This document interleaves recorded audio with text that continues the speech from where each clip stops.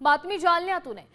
जिल्ह्यातील कृषी साहित्य विक्रेते आणि व्यापारी आजपासून बेमुदत संपावर आहेत। कारण काय तर विविध मागण्यांसाठी कृषी साहित्य विक्रेते व्यापारी संप करतायत। मात्र जोपर्यंत आमच्या मागण्या मान्य होत नाहीत तोपर्यंत संप मागे घेणार नाही असा स्पष्ट इशारा व्यापाऱ्यांनी दिलाय।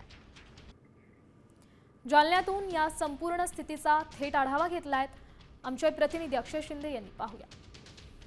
जालना जिल्ह्यामध्ये कृषी विक्रेत्यांनी बेमुदत संप पुकारलेला आहे। त्यांच्या विविध मागण्या आहेत, त्यासाठी आज जिल्ह्यातील सर्वच दुकानं जे आहेत ते बंद आहे। जास्त अडचण होते आम्हाला, कारण लिंकिंग आलेला माल शेतकरी तर आमच्याकडून काही विकत घेत नाही। तो मालाची आमच्या गोडाऊनला थप्पी लागून राहते, फक्त आमची इन्व्हेस्टमेंट पूर्ण डेड होऊन जाते। आम्ही शेतकऱ्याला सांगितलंय समजून की हे चांगलं राहतं वापरायला, पण तरी ते म्हणतात की आम्हाला ते नाही पाहिजे। मग त्या मालाचं आम्ही करावं काय? याबाबत शासन काही निर्णय शासना स्तरावर होत नाही। सीड फर्टिलायझर पेस्टिसाइड मध्ये आमच्याकडे पॅक मटेरियल येतं। पॅक मटेरियल आल्यानंतर सुद्धा काही सॅम्पल वगैरे फेल होतात, तर ते डीलरला सुद्धा आरोपी बनवतात। तर तो पॅक मटेरियल आणतो आणि पॅक विकतो, त्याच्यामुळे त्याचा काही संबंध नसतं। तर त्याला साक्षीदार बनवायला पाहिजे। तर फक्त कंपनीला त्यांनी दोषी ठरवायला पाहिजे।